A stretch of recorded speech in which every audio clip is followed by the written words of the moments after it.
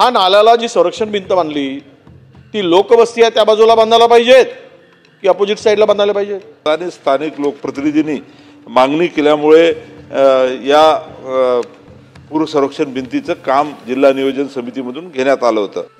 जरा फोटो मागवा, माहिती घ्या आणि मग उत्तर द्या. बांधलेली आहे त्या भागाला वस्ती आहे, खुल्या जागेवर सुद्धा मैदान आहे, पण त्याच्यात थोडासा लगत वस्ती आहे. तो नागा योग्य पद्धतीने बांधणार आहात का आणि हे बांधण्यासाठी महानगरपालिकेची एनओसी घेणार आहात का? भूमी अभिलेख विभागाकडून याची सर्व चौकशी जिल्हाधिकाऱ्याच्या मार्फत करून उर्वरित बांधकाम सुद्धा या नाल्याचं करण्याच्या संदर्भात जिल्हा नियोजन समितीकडे आम्ही प्रस्ताव पाठवू. अध्यक्ष महोदय, ही सजेशन फॉर ऍक्शन काय? हे action, only action, no reaction. नैसर्गिक हा जो नाला आहे त्याची रुंदी हे ते सर्व हे तपासल्या जाईल. अध्यक्ष महोदय, आपण दिलेल्या निर्देशानुसार जे जिल्हाधिकाऱ्याला आम्ही तात्काळ या सर्व गोष्टीची चौकशी करायला लावू आणि त्या पद्धतीची कारवाई करायला. किशोर, ही आम्ही न देता सजेशन फॉर ऍक्शन म्हणजे काय? हे द्विअर्थी जागा दादा कोंडकेचं उत्तर आहे का हे? अध्यक्ष महोदय, खरं तर हा प्रश्न मदत व पुनर्वसन विभाग किंवा आपत्ती विभागाच्या माध्यमातून यायला पाहिजे नव्हतं, परंतु जलसंधारण विभागाने याचं काम केल्यामुळे खऱ्या अर्थानं हा प्रश्न माझ्या विभागाकडे आला. हे द्विअर्थी उत्तर देऊ नका. ठीक आहे, निश्चितपणे नैसर्गिक राहील याची मंत्री महोदय, या संदर्भात ते बांधकाम चुकीचं झालेलं आहे, पूर्णतः चुकीचं झालेलं आहे.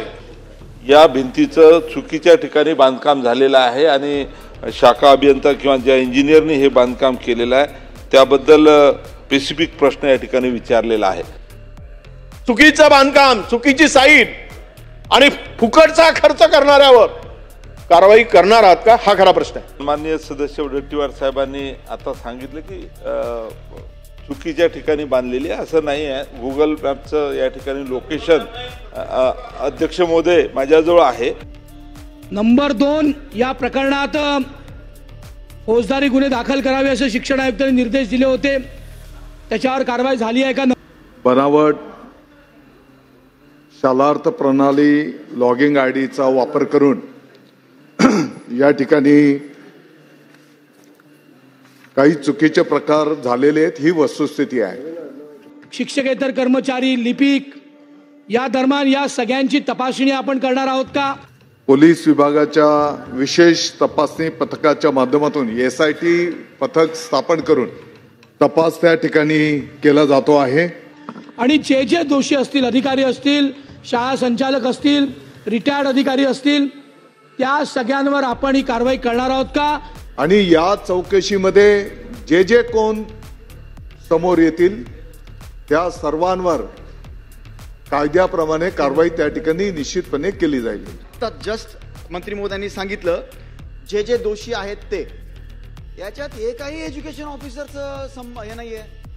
एज्युकेशन ऑफिसर शिवाय या परवानग्या दिल्याच जात नाही. काही वरिष्ठ अधिकाऱ्यांच्या पासून तर संस्था चालकांच्या पर्यंत त्या ठिकाणी गुन्हे दाखल झालेले आहेत. त्या शिक्षण अधिकाऱ्यांवर ताबडतोब फौजदारीचे खटले दाखल करून आपण कार्यवाही करणार का? आताच्या घडीला अस्तित्वात असलेल्या नियमांच्या आधारे, कायद्याच्या आधारे त्या ठिकाणी कठोर कारवाई केली जाईल. आज जे कायदे आहेत आपले त्या फ्रेम मध्ये जर बसत असेल तर देशद्रोह्यांचा गुन्हा यांच्यावर दाखल झाला पाहिजे. देशद्रोहीचा गुन्हा दाखल करणार आहात का? ज्या अधिकाऱ्यांची यामध्ये मान्यता देत असताना जबाबदारी असते आणि त्यांनी जर ते टाळलेलं असेल तर या सर्वांवर या ठिकाणी कारवाई होते. अध्यक्ष महोदय, तुम्ही काय सांगताय त्या मंत्री महोदय?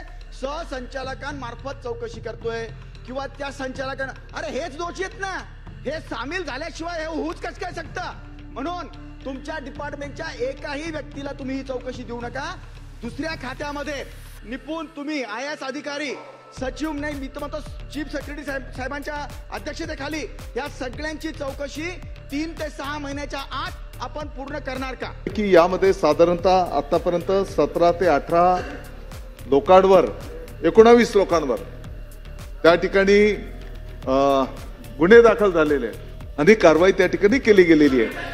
बाबा, एज्युकेशन ऑफिसर शिवाय हे दिलेच जात नाही ना, याच्या चौकशीची गरज काय?